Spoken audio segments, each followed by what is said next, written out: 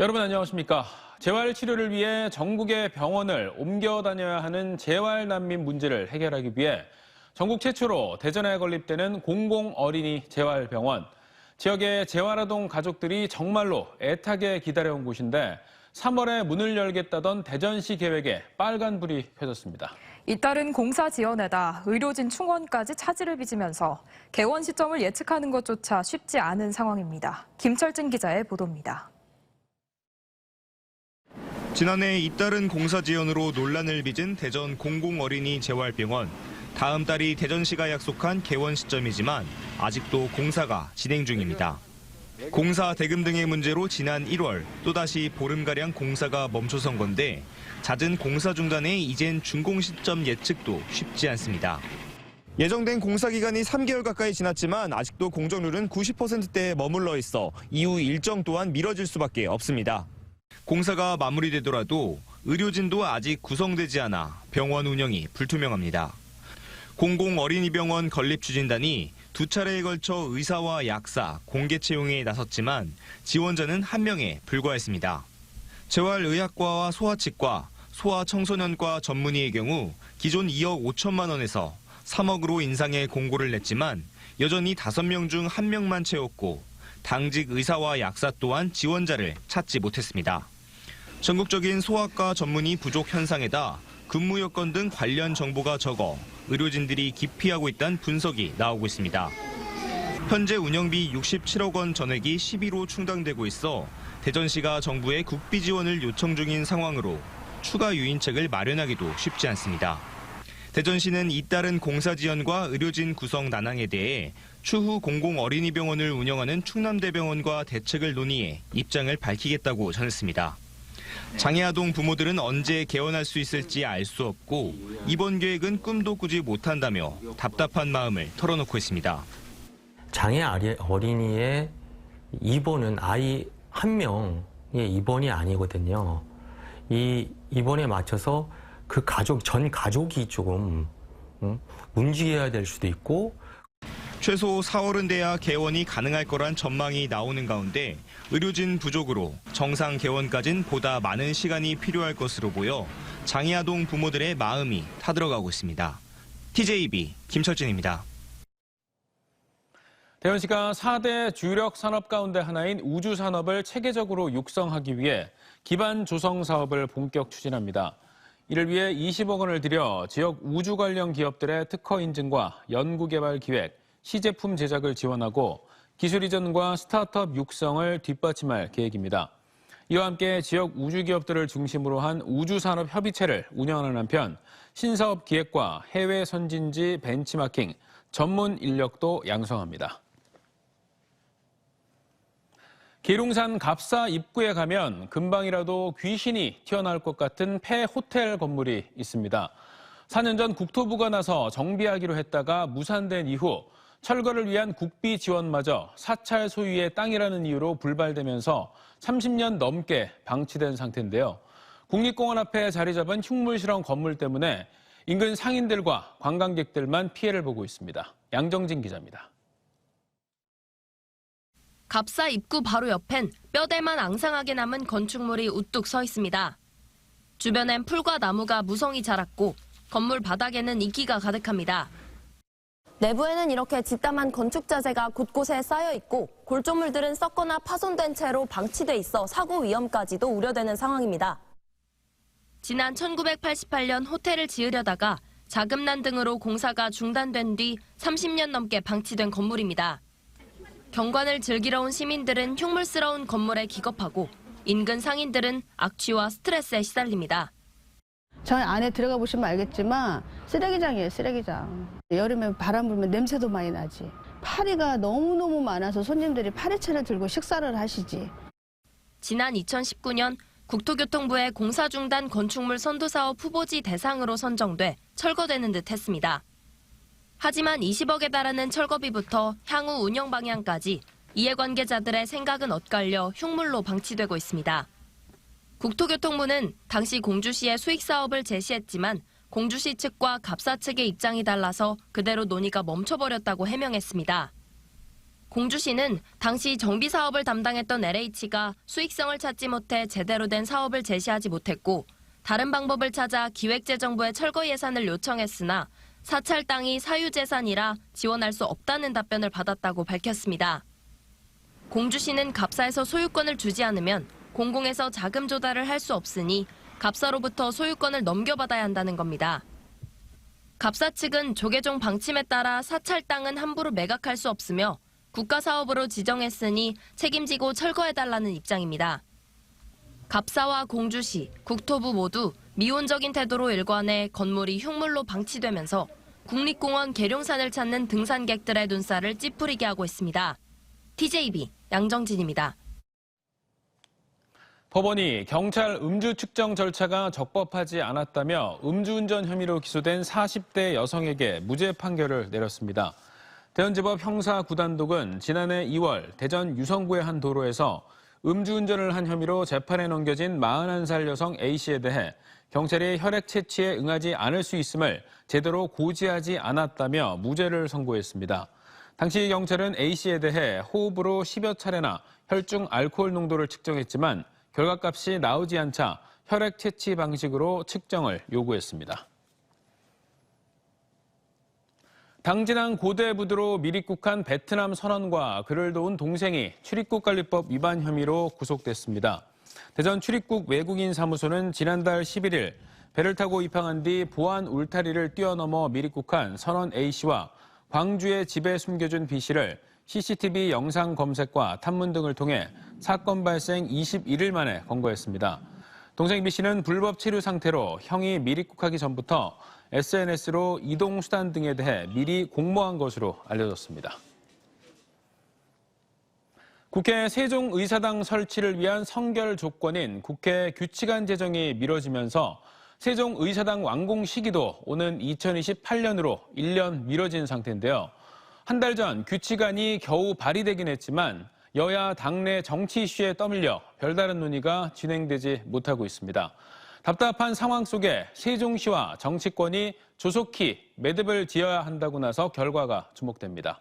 서울방송센터 이선학 기자입니다. 지난 1월 초 국회 세종의사당 설치를 위한 국회 규칙이 지역 여론에 밀려 겨우 발의됐지만 한 달이 지나도록 여전히 여야 간 논의조차 되지 않고 있습니다. 국회 규칙 제정이 늦어지면서 당초 예정됐던 완공 시기마저 2028년으로 1년 미뤄진 상황. 올해 세종의사당 부지 매입 예산 350억이 확보된 만큼 의사당 위치와 이전 대상 상임위, 주거 등 지원 계획을 국회 규칙으로 조속히 만들어야 차질 없이 진행될 수 있습니다. 최민호 세종시장은 답답한 상황에 여당 지도부를 찾아 2월 국회에서 세종의사당 설치 국회 규칙 제정을 조속히 처리해달라고 촉구했습니다. 지금 국회 부지 예산도 이미 서 있고 우리 전 국민 나아가서 세종 시민들이 국회 세종의사당 건립을 바라고 있는 만큼 국회에서는 빨리 규칙을 조속히 결정을 해서 국민의 여망에 부응해야 된다고 생각합니다. 야당인 민주당도 최근 세종 여의 포럼을 출범시키고 국회 규칙 제정에 나섰는데 당 소속 의원 절반인 82명이 참여했습니다. 국회 규칙뿐 아니라 세종의사당과 여의도 의사당 활용 문제까지 다룰 예정으로 토론회와 현장 방문 등 행사도 열기로 했습니다. 빠른 시일 내 2, 3월 중에는 운영위 규칙이 통과되는 것을 목표로 하고 있습니다. 이 자리에 계신 분들이 좀 많은 열망과 뜻을 또 함께 모아주셨으면 좋겠습니다. 하지만 여당은 온통 전당대회에 신경이 몰려있고 야당은 당대표 사법 리스크에 집중해 세종의사당 규칙 제정이 과연 2월 국회에서 처리될 수 있을지는 의문입니다. 1년 미뤄진 세종의사당이 더 미뤄지지 않기 위해서는 지역 여론의 결집이 필요한 시점입니다. TJB 이선학입니다. 2027년 국회 세종의사당 개원과 대통령 세종집무실 완공을 앞두고 국회 세종의사당 예정지 접근도로가 대폭 확충됩니다. 세종시는 세종에서 청주고속도로 북세종 IC에서 국회 세종의사당 쪽으로 이어지는 총연장 3.8km 임난수로를 왕복 4차로에서 6차로로 확장하기로 했습니다. 또 세종의사당 예정지와 반곡동 정부출연연구기관을 연결하는 금강 햇무리교의 교통체증을 최소화하기 위한 새로운 교량 설치도 추진됩니다. 가람동 한국중부발전 세종발전본부 옆 당진 영덕고속도로에는 하이패스 전용 가라말실 설치를 추진 중으로 시는 조만간 타당성 조사를 실시할 방침입니다. 수도권 공공기관 2차 이전과 관련해 충남도가 우선 선택권을 달라고 정부에 거듭 요청했습니다. 충남도는 국가균형발전위원회와 대통령 지역공약 간담회를 갖고 지난 2020년 충남혁신도시가 지정됐지만 이후 공공기관 이전이 전혀 없었다며 충남을 위한 정부의 배려가 필요하다고 강조했습니다. 충남은 또 공공기관의 충남행과 함께 육사의 조속한 이전과 지역의과대 신설 등 충남의 현안 해결에 균형발전위원회가 적극 나서줄 것을 당부했습니다.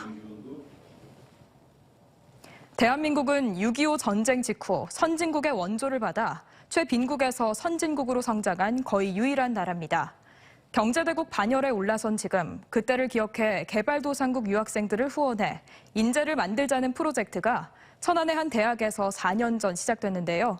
첫 결실을 맺었습니다. 큰 꿈을 안고 고국으로 돌아가게 된 졸업생들과 후원자들을 김세범 기자가 만나봤습니다. 한복을 곱게 차려입은 외국인 학생들이 들뜬 표정으로 천안의 한 대학 졸업식에 참석했습니다. 루안다와 우간다, 탄자니아 등 대부분 아프리카 유학생들로 IT 분야 등을 전공으로 학위를 받습니다. 지난 2019년 이 대학에서 빈곤국 인재를 양성해 국가 발전에 기여하자는 취지로 시작한 프로젝트가 결실을 맺는 날입니다. 수업료와 체재비는 지역 기업과 교회가 후원하고 숙박과 식사는 대학이 제공하는 지역 공동체 협력 시스템을 구축했습니다.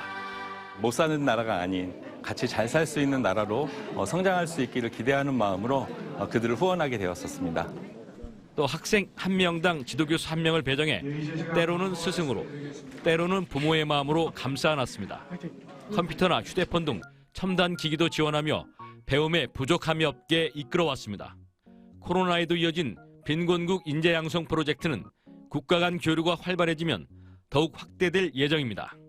고국에 돌아가면은 우리 학교에서 배운 그 학문을 가지고 좋은 영향을 끼치리라 생각합니다.